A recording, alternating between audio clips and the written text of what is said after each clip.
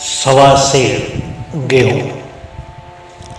एक गांव में शंकर नाम का एक भोला भाला किसान अपनी पत्नी के साथ रहता था।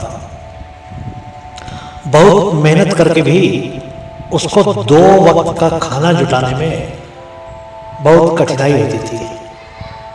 किसी तरह उसका जीवन यापन हो रहा था। एक दिन उसके जीवन में ऐसी घटना घटी कि उसका जीवन नरक बन गया। एक दिन उसके घर एक साधु महाराज आते हैं। शंकर के पास उस साधु को खिलाने के लिए कुछ भी नहीं होता है।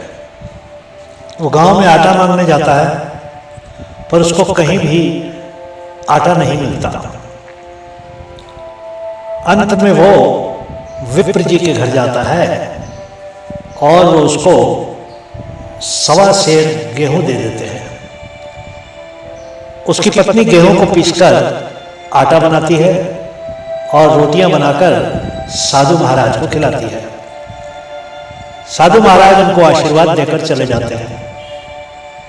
कुछ दिनों बाद वो 1.25 सेर गेहूं शंकर के लिए मुसीबत बन जाता है।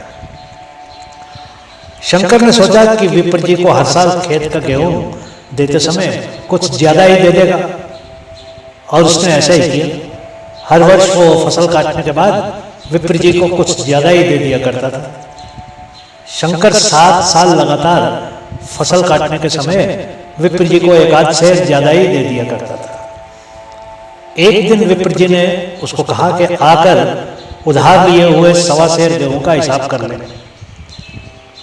विप्र जी ने उसको कहा, शंकर, तुम्हारे ऊपर 5 मन गेहूं कब से उधार पड़ा है, कब वापस दोगे?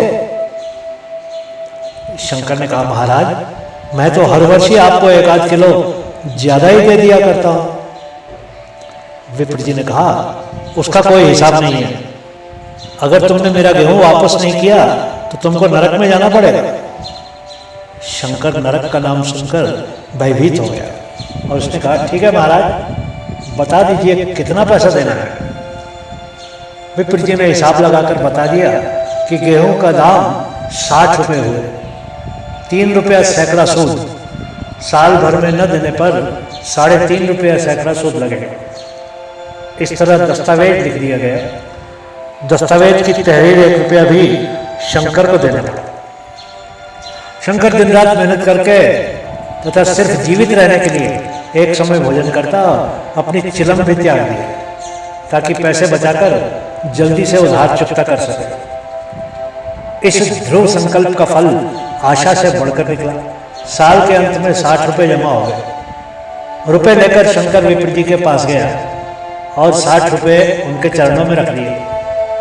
विप्र जी ने कहा, सूद के 15 रुपये कहाँ हैं? शंकर बोला, अभी इतना लेकर मुझे उरण कीजिए, बाकी भी दे दूंगा।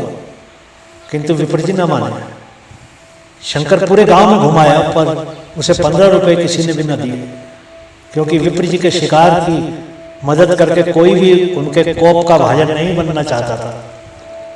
साल भर की जी तोड़ मेहनत करने के बाद भी जब वे पूरी तरह से ऋण न चुका पाया तो उसका उत्साह क्षीण हो गया। मेहनत से घृणा लगने लगी और शंकर हार मान लेता है तथा समझ लेता है कि अब वो ऋण नहीं चुका सकता। थोड़ी बहुत मजदूरी करके अपना जीवन यापन करता है। अंत में वो 1.25 सेर गेहूं के एवज में विप्र जी का बंधुआ मजदूर बन जाता है। बंधुआ मजदूर की स्थिति में ही उसकी मृत्यु हो जाती है। उसके बाद उसका बेटा विप्र जी के यहाँ बंधुआ मजदूर बन जाता है। गेहूं के दाने किसी देवांग शाप की भांति ताउम्र उसके सर से नहीं उतरते। मित्रों, मुंशी प्रेमचंद जी की यह कहानी एक सत्य घटना पर आधारित है। आज भी हमारे समाज में ऐसे बहुत से विप्र हैं जो नीची जाति वालों को नरक या भगवान का डर दिखाकर शोषित करते रहते हैं और बंधुआ मजदूर बना लेते हैं। ऊंची जाति के बहुत से लोग हैं जो गरीब और दलित को कभी भी ऊपर आने का मौका नहीं देना चाहते और उनको दबाने का कोई भी मौका नहीं छोड़ते हैं।